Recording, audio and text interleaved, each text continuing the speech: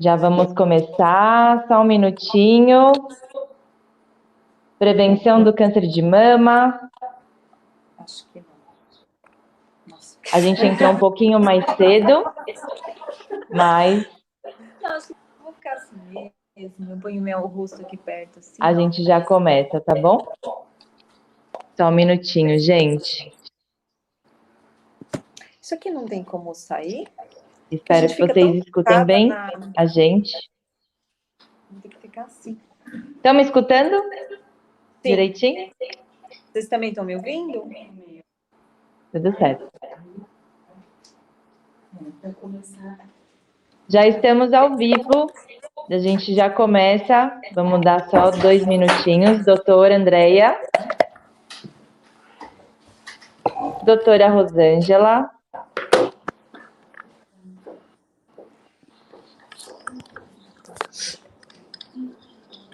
E bom, já já a gente começa, né? Vamos dar 2 minutinhos para o pessoal ir entrando, tá bom?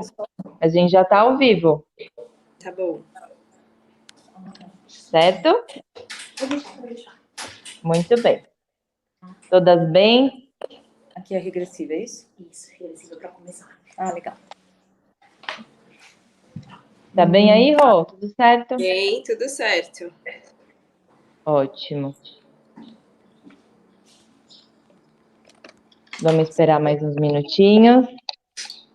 Falta 15 segundos, é isso? Ou 1h46? A gente já está ao vivo, doutora? Não, mas não está aberto ainda, né? Já está rodando.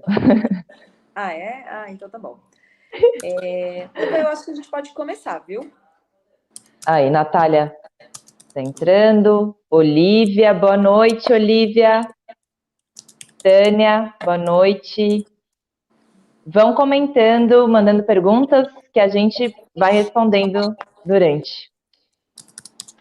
Tá, perfeito. Enquanto a gente está esperando o pessoal chegando, para quem já está aí, eu queria só dar uma boa noite, falar um pouquinho qual que é o objetivo dessa webinar que nós estamos promovendo, né? Mais um Outubro Rosa, mais um mês em que a gente foca, né, a prevenção do câncer de mama, e acho que mais do que isso, um alerta e falar sobre a doença, né? A ideia é desmistificar um pouquinho, tirar essas falsas ideias, até fake news que a gente vê por aí, para não atrapalhar nem o diagnóstico precoce e nem outras ideias que possam vir e tirar o foco do tratamento da doença. Eu queria apresentar para vocês o Centro de Oncologia, que está promovendo essa live, né? É um centro que trata doenças oncológicas, ou seja, todos os tipos de câncer. Eu trabalho aqui, né, no Centro de Oncologia, e a gente tem essa ideia de promover o melhor tratamento, tentando trazer as maiores chances de cura, com menor efeito colateral, e realmente, assim, humanizando ao máximo o tratamento. Vamos apresentar a Mirella, que é a nutricionista oncológica, trabalha na clínica com a gente, e a doutora Rosângela Marina Tchengo. Deixa eu falar o sobrenome da Mirella para não ficar com ciúmes, Mirella Toshia. Imagina. E a Rosângela, que é mastologista, e a gente está aqui para tirar as dúvidas. Então, eu vou passar a palavra para as duas, por favor. Quem começa? Vou começar, então. Vou começar rapidinho, me apresentando. Queria agradecer, né, ao CEON, estou há anos aqui, com o maior prazer, obrigada, esse alerta é super importante.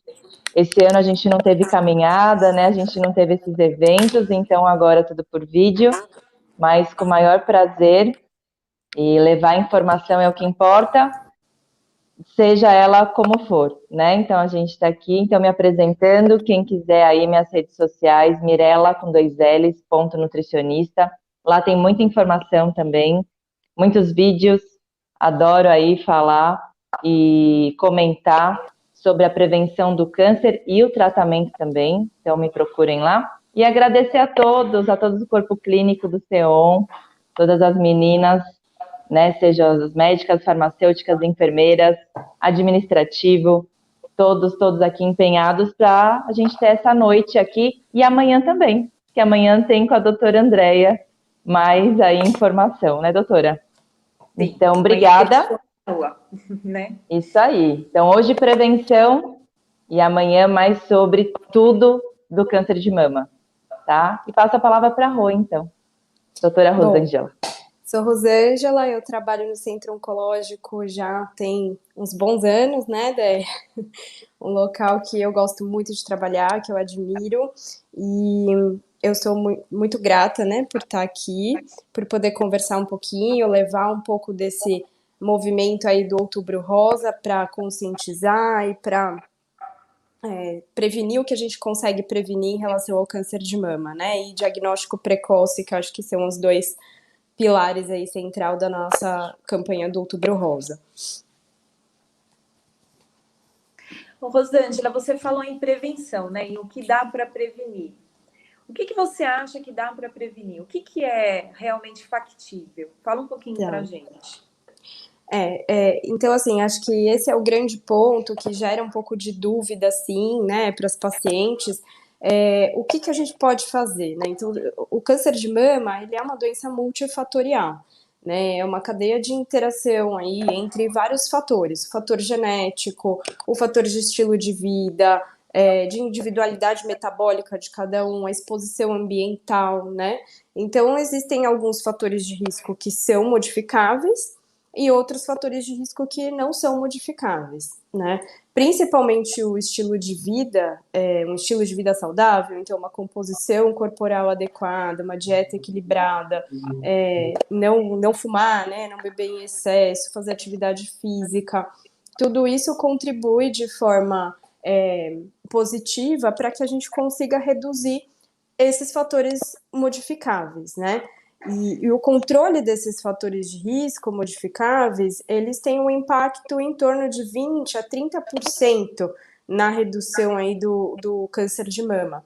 Então, é uma garantia de que você fazendo, né, tendo o estilo de vida mais saudável possível e fazendo tudo checklist completo ali, é uma garantia que você não vai ter? Não, porque tem outros fatores que a gente não consegue modificar, né? Principal fator aí de risco não modificável é ser mulher, né? Os homens, eles têm uma incidência muito mais baixa de câncer de mama e isso a gente não consegue modificar. A idade, então, conforme maior a idade também, principalmente acima dos 50 anos, né? A gente vai ter um aumento aí da incidência. E os fatores genéticos hereditários, né? Então, as mutações na família ou na própria paciente que vão aumentar o risco, histórico familiar, né? Isso, infelizmente, a gente não consegue modificar. E lembrando aí que o câncer de mama hereditário, ele representa menos de 10% de todos os casos de câncer de mama, né? Então, mais um motivo para que a gente siga aí o estilo de vida que possa modificar esses fatores que a gente consegue mexer, né? Uhum. E quando vocês falam estilo de vida, Mirela, o que você acrescenta? Que é o que a Rosângela falou, tem coisas que a gente consegue trocar, né? Um hábito de vida. O que você recomenda? Você como nossa Nutri. Eu falo, a gente estava conversando aqui antes, né? Então, realmente, essa prevenção primária, né? Que é realmente o que a pessoa pode mudar na vida dela. A gente tem que deixar isso bem claro, que é todo esse estilo de vida que a gente chama saudável, que ela consegue realmente prevenir, mas realmente não é garantia, né? Mas a gente consegue aí ter uma boa ajuda. Quando eu falo isso para as pacientes, não ter aquele combo ruim, né? E o que é o combo ruim? É a obesidade, que realmente é um problema crônico e a gente tem que fazer ações e lutar contra esse IMC considerado obeso, tá? Que é acima de 30. A mulher que fuma e bebida alcoólica, que consome aí frequentemente, né? E abusivamente. Os embutidos, então isso aí é classe AA nos guidelines, não tem jeito. Quando a gente fala de embutido, a gente também fala de peito de peru e blanket de peru, né? Porque a esquece, né? Às vezes a gente só acha que é mortadela, salame, não. Então entra todos eles, linguiça, salsicha, então precisa tomar muito cuidado com esse consumo. Né? Sedentarismo. Nossa, eu achei que o peito de peru fosse ok. Que das receitinhas É isso que a maioria aí. Não é, doutor? É o que a maioria acha. Processamento dele, é isso? Isso, são considerados ultraprocessados, né? Então, todos os alimentos ultraprocessados. Aí vem também biscoitos, bolachas, todos esses alimentos aí industrializados, né? Então, esse consumo durante muitos anos, essa exposição, anos, porque a gente sabe que o câncer não aparece do dia para a noite, né? Então, é esse estilo de vida aí errado durante anos que pode sim afetar e ajudar essa mulher aí a ter o câncer, né? No caso que a gente está falando no câncer de mama, mas é todos os cânceres em geral, tá? Então é esse estilo mesmo, é a individualidade metabólica desse indivíduo, em que quando eu olho aqui para a paciente, quando ela vem para o consultório como um caráter preventivo, né? A gente já modula essa paciente, já melhora para um futuro melhor, né? Então é isso, a prevenção, e quando a gente fala de estilo saudável, né? A nutrição entra com tudo aí, né? Eu acho que é um dos principais. E aí vem exercício físico, como eu estava falando, não tem jeito de sedentarismo, né? Então procurar um educador físico e começar aí uma atividade, ou realmente se mexer, se alongar, tudo. E eu acredito muito nas práticas alternativas também, né? Eu acho que tem uma respiração, um yoga, alguma coisa por trás aí, um alongamento do seu corpo, que você se conecte com você mesmo para melhorar, né? Aliviar um pouco esse estresse e melhorar o estilo de vida como um todo e tudo mais. Então, eu acho que esse é o principal. Falando um pouquinho também de composição corporal, eu acho que a gente tem que pensar nisso, né? Nessa modulação entre massa magra e porcentagem de gordura é muito importante, porque quando a porcentagem de gordura ela é grande, isso também causa chances do câncer serem maiores, né? Então, essa composição corporal da mulher também. Então, a gente falou de obesidade, mas olhar por esse indivíduo não só obeso em relação ao peso, olhar a composição corporal também.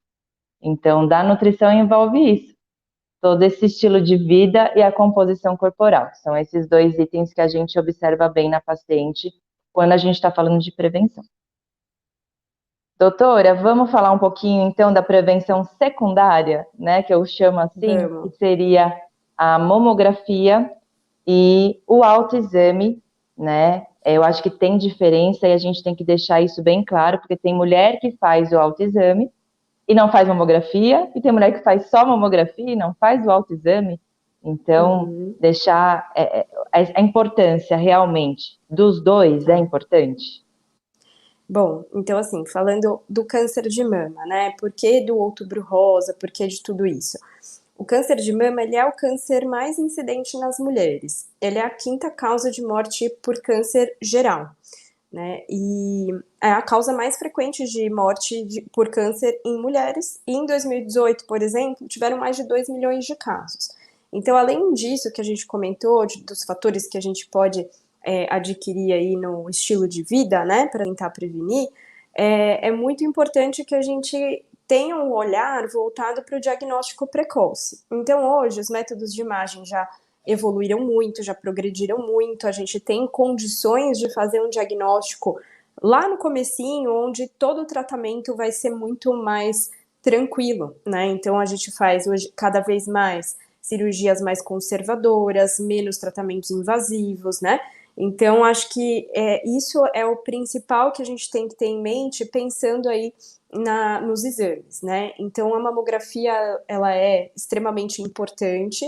A partir dos 40 anos, em paciente de risco habitual, a gente deve fazer de forma anual.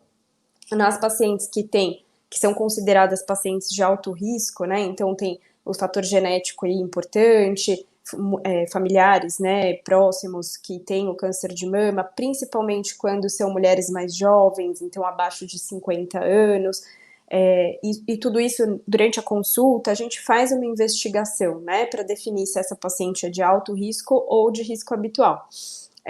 Então a mamografia ela é fundamental a partir dos 40 anos anual, e nas pacientes que são de alto risco, a gente deve começar em torno de 10 anos antes da familiar mais próxima que teve o câncer de mama, nunca começando a mamografia antes dos 25 anos, tá? Isso é um dado bem importante, que às vezes a gente pega paciente super jovem, que já chega com mamografia 22 anos, não vai ajudar, né? E o autoexame, o que a Sociedade Brasileira de Mastologia recomenda aí hoje em dia é que a gente tenha um conhecimento do nosso corpo. Não é mais recomendado que se faça, por exemplo, no mesmo dia do mês, sempre fazer o autoexame daquela forma que a gente aprende, né? É super importante a gente se tocar, a gente perceber o que é normal da nossa mama e o que não é normal, né? Então, claro, obedecer aí uma periodicidade para que você não faça isso a cada 6 meses, né? Então, se tocar, principalmente no banho, verificar se tem alguma coisa diferente, prestar atenção em secreção, se tem alguma saída de secreção ou não, qual é a cor dessa secreção, tudo isso são dados importantes de levar para o mastologista, né? Então, um não substitui o outro de forma alguma, né? É super importante que a gente tenha aí os dois métodos de olhar para essa mama, como principalmente diagnóstico precoce. Então, ficou bem claro, né? Porque é o conhecimento do próprio corpo, eu acho que a gente tem que ter, né? Exato. Então, essa mama, se ela é densa, se ela não é, se ela tem algum nódulozinho já comum, o bico como ela é, tudo. Então, essa importância da mulher se olhar e se tocar. Acho que a gente tem que deixar isso bem claro, né? E a mamografia, claro, é um pedido médico, né? Que tem essa diferença aí, feita com orientação, e aí vai de cada um, se é anual, semestral, trimestral, enfim. Aí vai com o histórico de cada um, certo? Resumi um pouquinho aí. Sim. Só para, né, deixar claro para quem... Olha aí, muita gente, né? Minha mãe faleceu de câncer esse ano. Realmente é o câncer mais prevalente, como a gente falou, né? Por isso que nós estamos aqui de rosa, estamos com a fitinha. Essa causa é importante, né? Acho que é um alerta. Eu pesquisei mais esse ano sobre isso, né? Foi criada em 1990, aí começou nos Estados Unidos e veio para cá. E por que do outubro, né? E por que rosa, né? Então foi escolhida aí lá nos Estados Unidos. O outubro foi meio que sem querer, né? E aí o rosa, assim como o novembro azul também para os homens. Mas o importante é isso, causar prevenção. E deixar claro que todo ano as mulheres pensem nisso e levem essa mensagem para outras, né? Para as famílias, para as colegas e tudo. Igual eu, por exemplo, eu sempre deixo um mês. Eu escolhi abril, não sei porquê, mas foi aleatório, que é quando eu faço todos os meus exames e passo aí na ginecologista, na masto também, né? Porque eu também tenho histórico na família, então deixo aí abril reservado para isso. Então é legal as mulheres deixarem reservado aí um mês para isso. E pode ser outubro, né? Porque daí já fica na campanha ou não. Então quem não tem esse hábito, quem está assistindo a gente aí, por favor, criem esse hábito, né? Até Essa a título mensagem. de curiosidade, né, Mirella? Você estava tentando explicar um pouquinho aí a origem do Outubro Rosa. Na verdade, começou lá nos Estados Unidos mesmo, até... hoje é uma fundação, chama-se Susan Komen, né? E foi por conta da irmã da fundadora, que teve o câncer de mama muito jovem. Ela estava fora da faixa etária esperada, que era por volta dos 30 anos, e ela se sentiu perdida, a irmã, com essa assistência mais integrada, né, essa coisa de equipe multidisciplinar. E aí uma coisa foi levando a outra, e elas fizeram uma campanha de conscientização que começou com uma corrida. E o símbolo da corrida era o lacinho rosa. Só que ele era um pouquinho tortinho, então ele parecia que era alguém correndo, né? E a coisa difundiu. É muito legal. Eu Muito posso legal a aproveitar, história, né? eu vou falar aqui Claro. uma coisinha, porque a gente está fazendo trabalho de formiguinha, né? Essa história da conscientização do Outubro Rosa é bem isso, uma aí alertando a outra, né? O Uhum. marido, o namorado, ou chama a avó, chama a tia, né? Vamos todo mundo, ó, você lembrou, você fez tua mamografia, como é que estão teus exames de rotina? E nesse período de pandemia, a gente teve um atraso muito grande nos exames, né? Acho que a Rosângela poderia falar disso também. O que a gente vai colher com essa falta de realização de exames? Por favor, Rô. Realmente as mulheres deixaram, né, de fazer os exames preventivos. Então, a gente pode aumentar o intervalo, né, entre uma mamografia e outra e, às vezes, ter uma surpresa nesse período. E, além disso, os tratamentos de câncer também tiveram impacto durante a pandemia. Muita gente deixou de fazer o tratamento adequadamente e teve aí um impacto negativo nesse sentido também. Acredito que no centro de oncologia talvez a gente não tenha muito esse impacto, né, mas por ser uma rede privada, mas eu acho que no SUS esse impacto foi muito grande, né? O que a gente está percebendo, assim, às vezes pacientes que estão com exame de fevereiro em casa não trouxeram ainda para o especialista ver. E às vezes pode ter uma lesãozinha escondida ali, né? Então, mulheres ficarem atentas para pôr a casa em ordem, né? Com todos os cuidados devidos, mas chegar a esse nível, né? Chegou uma perguntinha aqui, assim, até falando de história familiar, né? Uma mulher que tem uma mãe com câncer de mama na pós-menopausa, ela vai ter câncer de mama? Esse é um risco alto? Não necessariamente, né? Então, se é um histórico isolado, então, sim, ela tem um risco aumentado de ter o câncer de mama pelo fato da mãe dela ter tido, né, uma parente de primeiro grau, parentesco próximo, mas não é uma garantia de que isso vá acontecer, né? Os históricos familiares mais fortes de mulheres, de parentes de primeiro grau que tiveram antes dos 50 anos, tem mais significância, mas é uma paciente que a gente já tem que ter um olhar diferenciado e fazer esse rastreamento de forma diferenciada também. Tá, legal. Eu vou tirar uma dúvida aqui também ao vivo. O tempo de exposição hormonal. Então, por exemplo, quando a menarca é antecipada e a menopausa também Isso é um fator ou de risco. postergada, essa exposição é um fator de risco, certo? Exato. Quando a menarca, né, a primeira menstruação vem antes de 12 anos e a menopausa é tardia, então acima de 55 anos, o tempo de exposição ao estrogênio é maior dessa mulher. Então, como consequência, sim, é um fator de risco.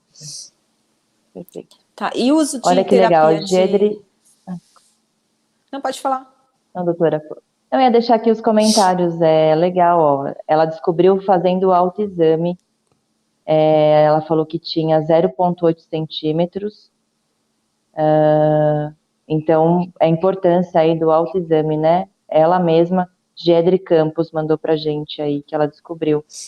E a Luciana comentou que ela faz em julho, porque é o mês do aniversário dela. É uma E boa aí ela dica, né? aproveita, não é? Fazer esse exame aí de rotina, e aí que ela descobriu também. Então, muito legal essas histórias, vão mandando pra gente, perguntas também, compartilhando com a gente. Muito bom. Fala, doutora. Ai, agora, você sabe que eu me perdi?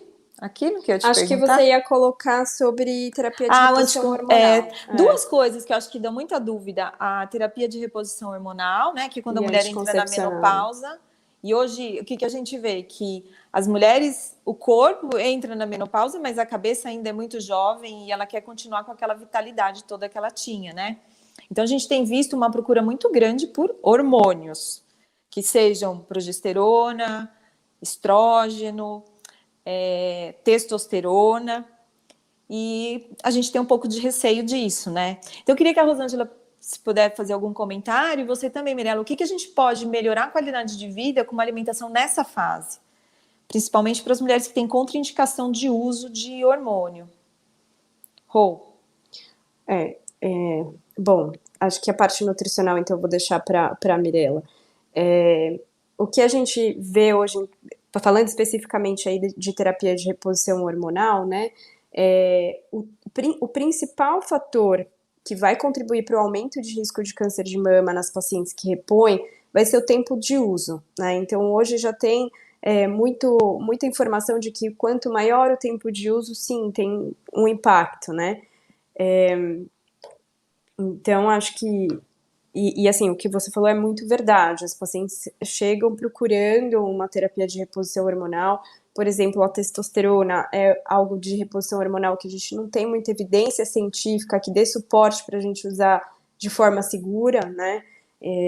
Então, acho que aí a gente tem que pensar como indicação. Então, essa paciente entrou na menopausa, ela tem indicação de reposição hormonal, a gente deve começar, sempre, né, aquele princípio ali da menor dose possível e pelo menor tempo possível, né, conforme o caso, e acompanhar essa mulher bem de pertinho, né, para que se algo acontecer, a gente tá de olho e consegue ver isso bem precocemente, né. Porque a gente, na verdade, tenta individualizar muito, né, o que cada mulher precisa ou não, porque não é porque a mulher entra na menopausa que ela é obrigada a tomar hormônio, né, ainda tem um pouco disso. O que eu vejo é assim, a gente como lida com pacientes que têm um risco aumentado ou que já tiveram câncer de mama, essa possibilidade de usar hormônio é muito remota, né, são casos muito específicos e muito indicados que a gente até poderia usar, mas não é a regra, né? A gente então tenta coisas alternativas para melhorar essa qualidade de vida. Uma das coisas assim é uma atividade física. Isso ajuda, principalmente calores, né? Que as mulheres reclamam muito disso, que eu acho que é uma das piores queixas, né? E ressecamento vaginal também. Né? Então, é uma preocupação que a gente tem em relação a dar uma qualidade de vida, melhorar esses sintomas de menopausa, mas com o risco do câncer de mama. Sim. E o que a gente conseguiria fazer, Mirella, para melhorar? Que dica que você dá para essa fase de vida? Elas vêm com a reclamação de que o metabolismo desacelerou, né? É a primeira reclamação, que engorda muito fácil. Então, existe, né, todo esse lado hormonal, mas também aí entra o estilo de vida. E daí uma mulher, eu preciso ver esse histórico dela, de, vamos dizer, de maltrato com o próprio corpo, né? Uma alimentação errada, sedentarismo, muito estresse, um estilo de vida, como a gente falou, errado. E aí vem como consequência a obesidade. Então, essa mulher que é sobrepeso a vida inteira, e aí entra na menopausa e fica obesa, né? E aí ela se vê desesperada, realmente a perda de peso e um estilo de vida mudar da noite para o dia, isso não vai acontecer. Então aí elas falam que o metabolismo está desacelerado, mas tem um fundamento, mas não é assim. E aí a nutrição não vai ser o milagre. Então a gente tem que ir com trabalho de formiguinha aos poucos, mudando esse estilo de vida, modificando alguns pontos na alimentação, e isso tornar hábito, né? Então nunca é tarde, né? O que eu vejo muito aqui no consultório é que elas falam para mim, ou com 60, 65 anos, até com 45, enfim, ah não, agora já é muito tarde, e elas meio que entregam o jogo e falam, não, eu não consigo mudar, é muito difícil, eu tenho agora filho, eu tenho neto, e aí a minha vida, então, não, né, sempre dá, sempre a gente consegue aí, aos poucos, mudar esse estilo de vida com alimentação principalmente. Então é isso que eu falo para elas, esse acelerar do metabolismo é possível, né? E a nutrição vem para ajudar, assim como todos nós aí, trabalho multi e prevenir, né? Acho Mesmo que na menopausa. E o acelerar, acho que é fazer atividade física também, né? Totalmente. Acho que ninguém tem como escapar disso, né?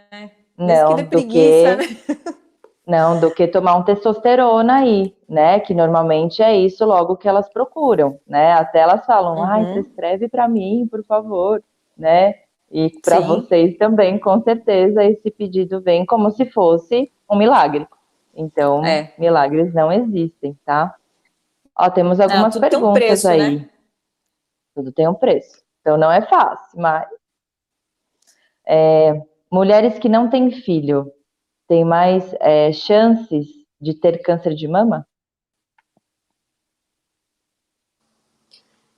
Sim, a nulliparidade ou a primeira gestação mais tardia, depois dos 30 anos, também entra como um fator de risco, né? E aí também entra a questão do tempo de exposição ao estrogênio. Se isso é o único fator de risco, se não tem outros fatores de riscos associados, ela vai entrar numa população de baixo risco, né, de risco habitual para o câncer de mama. Ela já não entra numa faixa de alto risco, onde o rastreamento tem que ser diferenciado. Ótimo. Temos outra pergunta. Ideia, microfone. Não, estou esperando a pergunta. Então tá bom. Minha mãe tem lúpus, Natália aqui tá falando, e aí devido ao tratamento com corticoide, ela acabou menopausando muito cedo, tá? Com 40 anos. Então ela quer saber aí se esse uso da medicação é um fator de risco. Quer falar, Rô? Acho que eu pensaria, na verdade, não isoladamente pela medicação, mas pela menopausa precoce que aconteceu, né, aos 40 anos, é isso? Certo. Aos Então, 40 corticoide anos. não... Isso. Então, eu pensaria mais pela questão da menopausa precoce. E esse é um Muito caso bem. que você tem que individualizar muito, né? Porque uma mulher que entra na menopausa muito cedo, ela vai ter outros fatores, assim, de risco, por exemplo, para osteoporose. Ainda mais alguém que usou um corticoide por tanto tempo. Então, é um caso que às vezes vale a pena. Por isso que é importante a opinião de um profissional e essa coisa da medicina personalizada. Você tem que ver quem que é essa paciente, o que ela precisa, o que ela vai ganhar, né? Qual que é o benefício? E às vezes tem, e precisa usar, né? A terapia de reposição hormonal, ela não é que é uma vilã, mas tudo tem risco e benefício, e é remédio, como qualquer outra coisa, né? E tem influência sobre a mama. Não tem como, né? Chegou mais alguma perguntinha aí? Por enquanto, vamos aos mitos e verdades? Vamos fazer um joguinho aqui? Vamos. Que, né, a gente está falando de prevenção. Então, gente, amanhã vai estar falando mais sobre tratamento, entre outros fatores de risco. Que amanhã continua. Hoje é mais o tema mesmo prevenção e os mitos e verdades. Então, tem algumas coisinhas aqui que sempre me perguntam também no consultório. E aí vamos discutir juntas aqui. Desodorante. Acho que é a pergunta número 1. Desodorante micro-ondas se causa câncer. Então, doutoras, se quiserem falar. Quanto ao desodorante, é um mito, né? Isso não tem uma relação entre o câncer de mama e o uso de desodorante.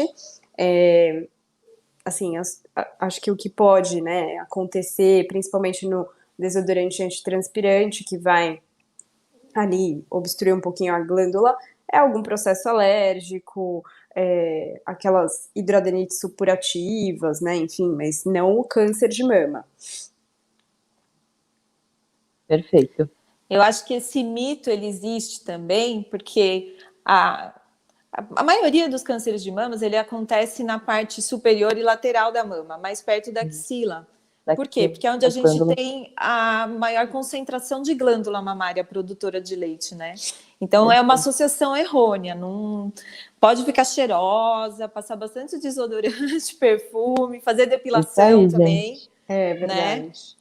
Então, aerosol, pode, Rolon, todo tipo, tá? Isso não é fator de risco.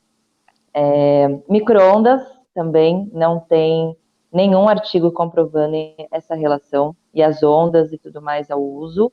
O que eu deixo sempre de alerta para as pacientes, e sim, é o recipiente utilizado. Esse sim tem aí já muitos artigos comprovando, né? Então, esses plásticos, então sempre usar vidro.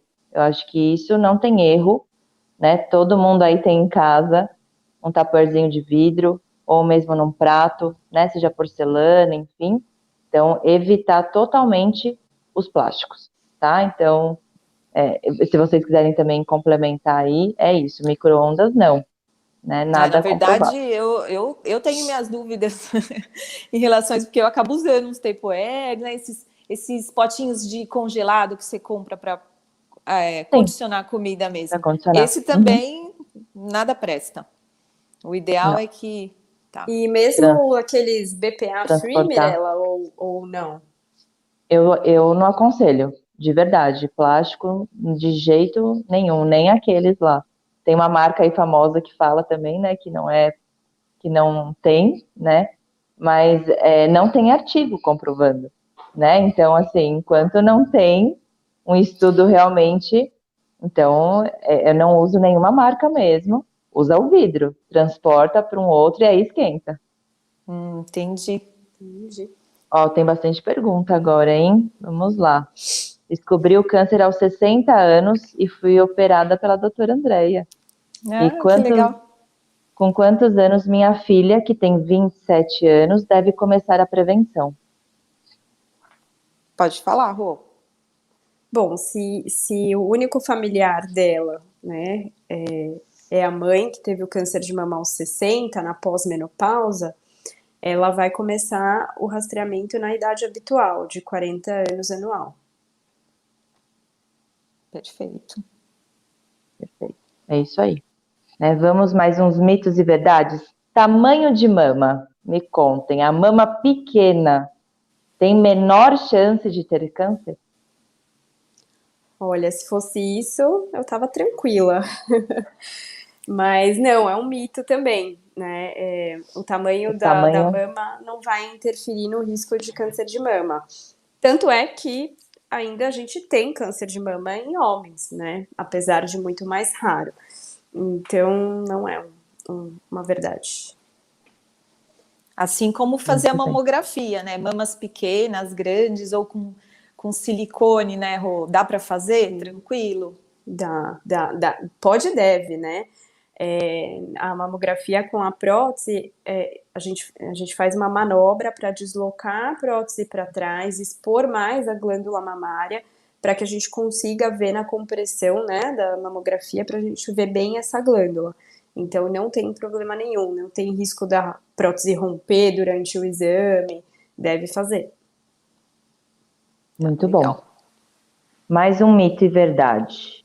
Depilação a laser. Nossa, isso também me perguntam bastante. E aí tem o maior risco quem faz depilação a laser, maior chance. Também, não, pode depilar. Não tem nenhum estudo aí que mostre um risco aumentado por isso. Muito bem. Todo mundo livre para ficar sem pelos. Isso aí. Vão E mandando aí cheirosa. também, hein, gente? Mitos e verdades, mais relacionados à prevenção, que amanhã vai ter mais coisas. Aí todo mundo agradecendo, falando ótimas dicas. Que bom que vocês estão gostando. Aqui é um bate-papo gostoso, hein? Estamos entre mulheres, homens também podem ir perguntando, que a gente tira as dúvidas também. Aliás, muitos homens, né? Eu tive um caso na minha família que o homem tocando aí a mulher, tudo, que descobriu. E, tipo, tem alguma coisa estranha aí. E aí ela foi atrás, realmente, e estava com câncer, né? Tava com nódulozinho. Então é importante esse papel do homem também, né? A gente deixar claro aí. Eles têm o companheiro, né, nesse aspecto, né, do toque, de Perfeito. manipular mesmo a mama, né? Às vezes eles sentem alguma diferença. E é um ato de amor, né? Comunicar, né? Falar, compartilhar, isso é bem legal. Muito bem. Mais aqui. Tenho esclerodermia e já estou tomando a injeção de progesterona há uns 5 anos. E o médico disse que não deveria parar, porque tenho mioma. Gostaria de saber se devo continuar tomando. Acho que essa é uma pergunta muito específica, né? Acho que é algo que a gente tem que ver com mais detalhe na Investigar consulta, melhor. ver exame, ver como que, né, quais são as posições, tamanhos, quantos miomas, enfim, um monte de informações para definir o melhor tratamento para o mioma, né? Perfeito. Muito bom. Mais um. Agora é para mim, hein? Mito sobre o leite. Se leite leva ao câncer, né? Nossa, isso também recebo um monte de pergunta.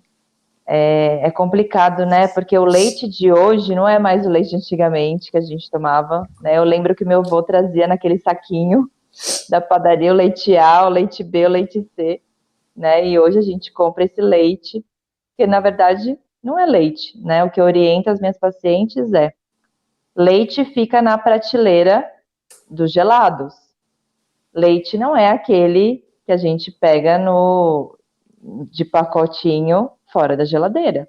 Não tem jeito, né? Leite ele estraga muito rápido, ele tem que ser perecível. Então, eu entendo que é mais caro, né? Mas tem que ser aqueles que estão dentro da geladeira. Tem 2 marcas aí que são as mais recomendadas. Então, é naquela partezinha ali, onde fica os iogurtes, o requeijão, tudo, é aquele leite ali, o recomendado. Mas não é ele, por si só, isolado, que vai levar ao câncer, né? E sim, como a gente falou, é o estilo de vida. Então, deixar bem claro aí, nem leite e nenhum derivado do leite que vai levar ao câncer se consumir aí em excesso, né? Em grande quantidade aí por dia, tá? Então, deixar isso claro. O que mais? Vamos falar de prótese mamária. Muita gente, né, pergunta sobre isso. E aí, quem tem prótese, se tem um maior risco de ter o câncer de mama? Não, também ela não influencia no risco de você desenvolver um câncer de mama. O que se fala, assim, que a prótese, eventualmente, ela pode dificultar em termos de diagnóstico, né, o diagnóstico precoce, mas hoje em dia nossos exames evoluíram muito, né, em termos de qualidade técnica, então também não tem um impacto tão grande nessa redução de diagnóstico. Eventualmente ela pode atrapalhar ali se a gente precisa fazer uma biópsia, está muito próximo da mama, então é uma situação especial, mas não aumenta o risco para, né? Ótimo. Perfeito. Pode falar a marca do leite, Nutri? Mito sobre a soja. 2 coisas para Mirella. Gente, prefiro não falar a marca, desculpa. Depois me procurem lá no particular, que realmente não é legal. Eu não. Mas gosto. esses produtos pasteurizados, você vê também altera muito a composição do leite? Altera. Eu acho que tudo a gente tem que ler o rótulo, né? Não tem jeito. Então, ali, se tiver muita coisa que você lê e você nem sabe o que é, então você tem que desconfiar, né? É igual a conservação de lata para caixinha, tá? Tem bastante diferença. Vocês podem lá ler depois. Então, quando for comprar um creme de leite, você vai comprar em lata ou caixinha, dá uma olhada lá. Depois a gente pode fazer também uma live só sobre isso. Jura por Deus, eu achei que era a mesma coisa. Creme de leite e creme de leite. Só muda o modo de abrir o negócio. Doutora, vou te mandar umas fotos de umas marcas que... Então, lá no meu Instagram também falo bastante disso. E a gente tem que tomar cuidado disso, porque é um monte de coisa que a gente está ingerindo que a gente nem sabe o que é, né? Porque é um método de conservação. E a indústria está certa. Não tem o que falar, porque é o método que eles estão conservando, tem uma validade ali, tem que seguir os processos. Agora a gente vai fazer, aí a gente faz as nossas escolhas. A gente vai escolher aí entre a lata e o pacotinho, o leite, se é o leite longa-vida aí, Tetra Pak, ou se é o leite que está lá na geladeira, né? Então, é isso. Sorte de quem tem uma vaquinha em casa, né? E leite todo dia. Sorte de quem tem uma fazenda e tem uma vaquinha, né? E natural. Natural, isso aí. Quanto mais fazer, melhor. Sim. E da soja, nossa, é uma grande discussão, né? Eu totalmente tiro a soja das minhas pacientes. Não, principalmente aqui, né? A gente tem muito agrotóxico aí embutido nesse alimento, no nosso solo. Então, a soja realmente transgênica não aconselho. Infelizmente, nem suco de soja, nem nada ligado à soja. Então, não é que ela seja, de novo, igual o leite, exclusivamente, eu consumi soja a vida inteira, é isso que vai me dar o câncer. Não, né? Mas a gente está falando de prevenção. Então, se for para tirar, e essa paciente está disposta, realmente, eu prefiro que ela retire. Entendi. Ó, uma pergunta aqui legal: se homem pode ter câncer de mama? Pode, apesar de bem raro, né? Ele representa aí menos de 1% de todos os cânceres de mama, mas ainda assim o homem tem glândula mamária, né? Em pequena quantidade. Então, também pode. Todo o aspecto hormonal também é totalmente diferente, né? Mas é muito raro, mas pode acontecer. E aí, até complementando a pergunta, e o tratamento é muito diferente? Boa. Cirurgicamente, a gente fica mais limitado, né, Deia?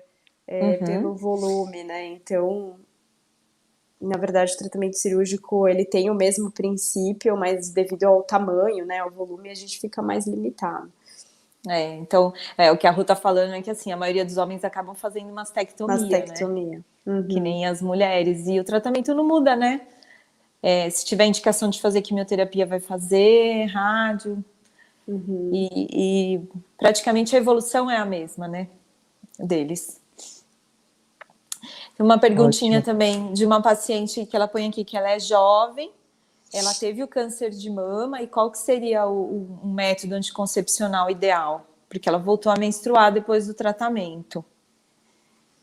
Aí a gente fica mais voltado aí para os métodos não hormonais, né? Principalmente o DIU de cobre. Mas a gente tem que avaliar também se é uma paciente candidata a esse método, né? Que também pode, às vezes, não ser adequado para ela. Mas, assim, via de regra, evitar os anticoncepcionais hormonais. Perfeito. Ótimo. Eu queria fazer uma pergunta para vocês, particular. Eu queria saber como vocês se cuidam, quando vocês fazem exame, o autoexame, a mamografia. Quero saber das doutoras. Você sabe que casa de ferreiro, espeto de pau, né? Mas Por isso. você tá testando, gente, eu tô sentindo. Não, é depois curiosidade mesmo. Não, assim, eu vou falar primeiro. Assim, depois que eu passei de uma certa idade, eu tentei ser um pouco mais rigorosa comigo, né? E eu aderi à data, ao mês de aniversário também. Então, ótimo, eu tento fazer em dezembro, né, meu aniversário. E sabe que é uma época boa, principalmente entre o Natal e o Ano Novo, porque os laboratórios estão vazios, é uma delícia. Ótimo, Você então. vai, Olha marca, que faz dica os maravilhosa. exames. Dicão, aí isso é boa. Gostei, tá vendo? E tem histórico na família?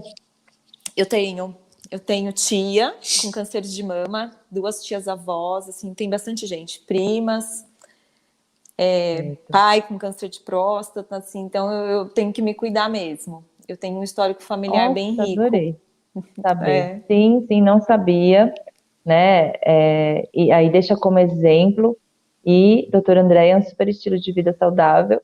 Claro que ela toma o vinhozinho dela às vezes. Mas isso, não é isso que vai causar, né? Porque ela está no momento ali de Resveratrol felicidade, faz de bem, confraternização. Né? Faz, né? Eu acho que Não nada é? em É excesso, até né, preventivo. gente? Isso aí, isso. Porque também É você isso que eu quero que acaba... vocês deixem a mensagem, que vocês como médica, vocês se tornam um exemplo.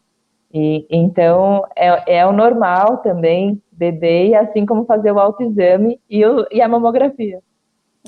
E só uma coisa também, né, gente, lembrar que a gente também tem útero e colo de útero, e é super importante não só lembrar do câncer de mama, como de colo de útero e endométrio, né, quando a gente fala até da prevenção em relação a gordura, mas não vamos ficar falando de gordice aqui agora, porque já foi, né?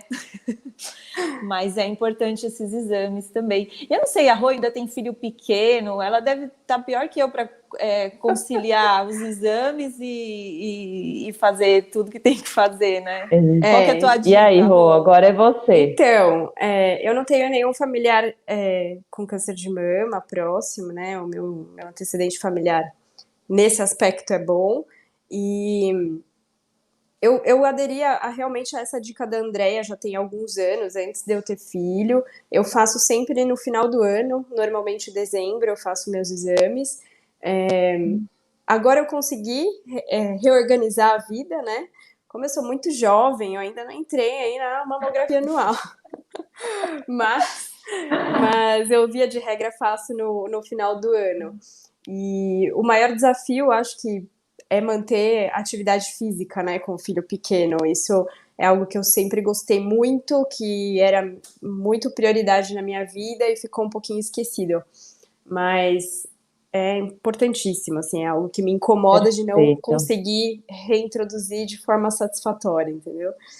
Então vamos falar de amamentação. Quero saber como foi. Você amamentou, você não amamentou? E já aproveitando, é um fator de risco não amamentar? Tá.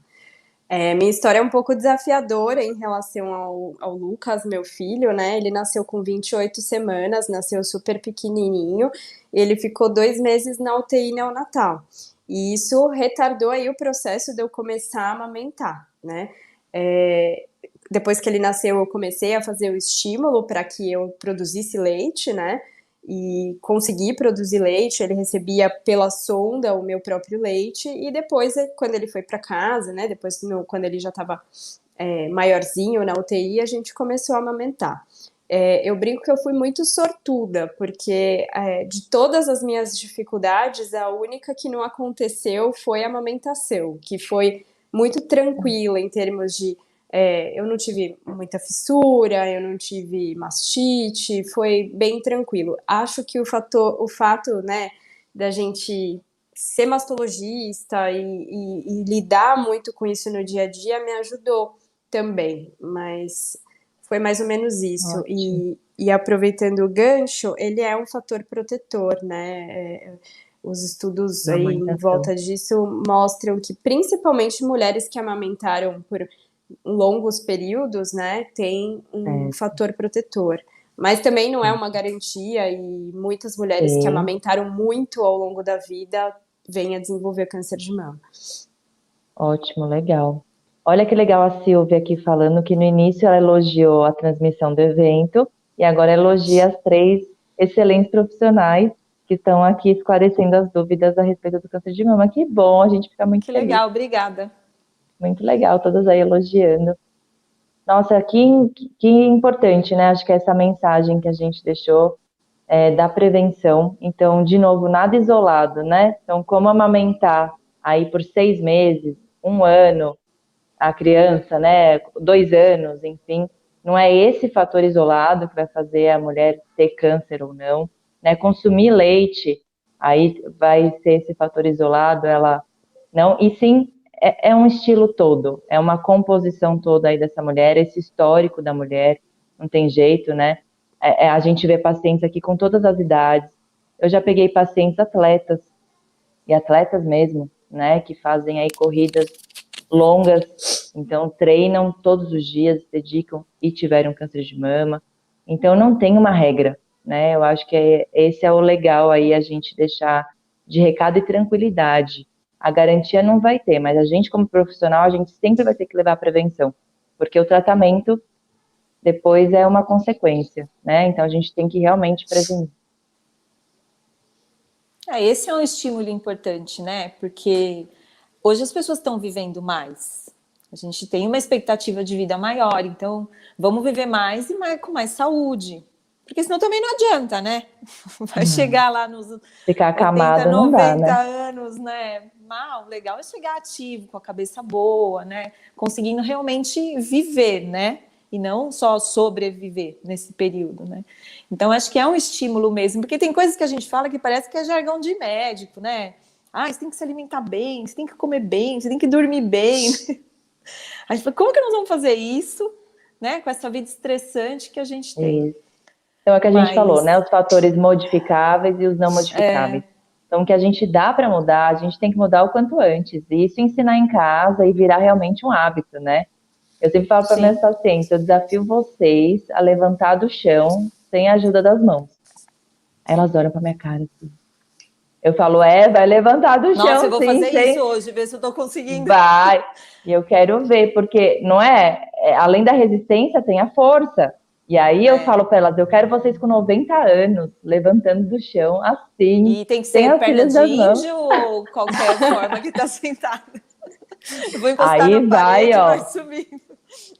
Então, lança esse desafio aí, vou fazer todo mundo da clínica, vou filmar todo mundo, fazer isso pra gente ver como que tá todo mundo. E é isso, né? É uma brincadeira, mas é esse o intuito, né? Que a gente seja assim, com vitalidade e com energia, bem velhinhos, né? E não acamados, e muito menos com câncer. Sim. Até a gente está quase acabando o nosso tempo aqui, né? Como a gente está falando da idade, e como a gente tem mais pacientes idosas hoje, e a gente também tem diagnosticado câncer de mama em pacientes idosos. E assim, não é porque é velhinho que não vai tratar, não é porque é velhinho que não tem nada para fazer. Hoje mudou, né? A gente algumas vezes precisa, assim, até fazer quimioterapia, né? Nas pacientes de mais idade. Outras não precisam, às vezes não precisam nem de cirurgia, mas a idade não é um fator para não também fazer o tratamento, ou às vezes deixar de se cuidar, né? Sem dúvida. Só lembrar isso para as nossas queridas, né? Isso.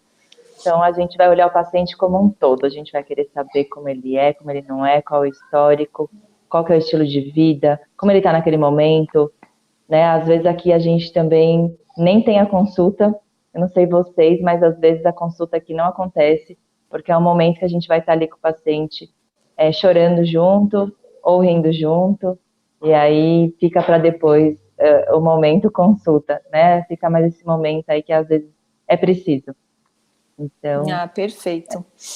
é legal ver esse lado também emocional, né, de cada um. Sim. Até mesmo, né, para lidar com o tratamento, acho que focar na saúde emocional, a gente não pode esquecer, né, do aspecto psicológico desse paciente para lidar com o tratamento, com os desafios, né, do tratamento, que a gente sabe que não são fáceis, né? Então, acho que é um ponto que também a gente não pode esquecer, né? Até o Eles se envolvimento apegam a da família, né? Esse apoio, né? Tanto da equipe multidisciplinar que o paciente tem, mas a família também é um fator muito importante, né? Esse apoio que o paciente tem. Até eu vou deixar um gancho para amanhã. A gente sempre fala do Outubro Rosa, né, em termos de prevenção, mas e os pacientes que têm o câncer de mama, né, que têm o diagnóstico e que convivem com a doença? E aí a gente quer fazer essa abordagem amanhã. Então, vai ser um outro enfoque. A gente vai trazer uma paciente super querida, que tem a doença, ela tem uma doença ativa, né, controlada já há muitos anos. Então, essa visão do diagnóstico e agora, né? Então, a vida com o câncer e após o câncer, né? Não é uma sentença isso, mas é uma adaptação. E então a gente queria dizer que essas mulheres não estão abandonadas no Outubro Rosa, né? A gente quer trazer essa outra visão também, que a gente tem uma vida aí nessa outra fase, né? Que é praticamente a gente transforma o câncer numa doença crônica, como uma hipertensão ou um diabetes que merece ser tratado e cuidado no dia a dia. Então vamos ver se vocês também conseguem entrar com a gente amanhã para ver esse outro lado, né? Como que é. Convidamos todos aí, convidem a família, mais gente para entrar.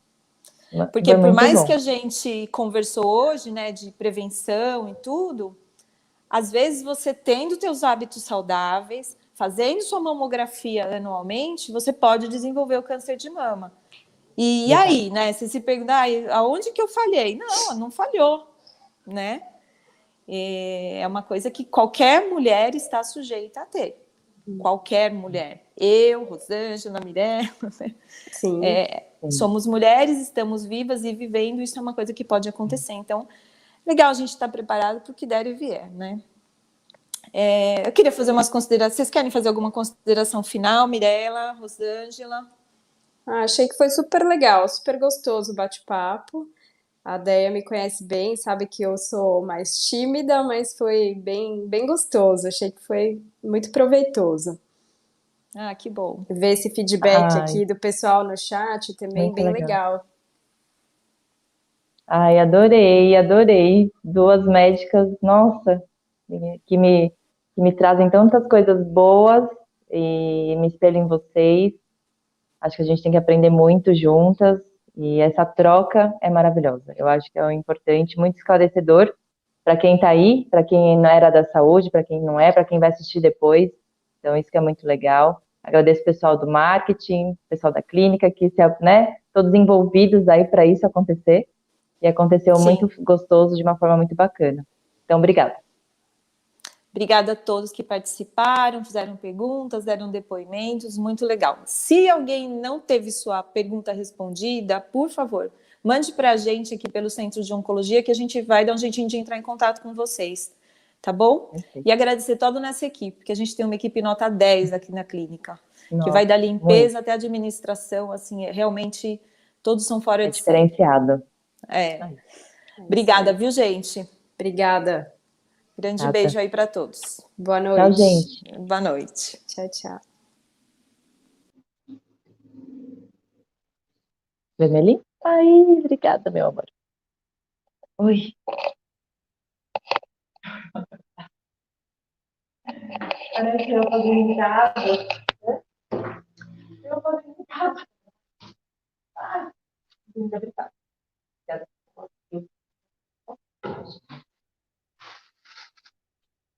Tudo novo, todas novas. Tudo. Internet tudo certo, tudo certo.